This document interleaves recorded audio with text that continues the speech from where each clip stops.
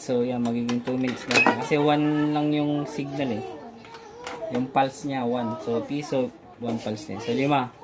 5 pulse dapat, magiging 7. 6 point, tama. Tapos, sa pang 5 pulse, magiging 11 something. Ngayon pa natin ang isa. Para 12. Plus 5 is 17. Plus 5, 22. Plus 10. 32. Plus 10 ulit. 42. Plus 20, 62. Yeah, working siya guys. Okay na. Naihulog ko na.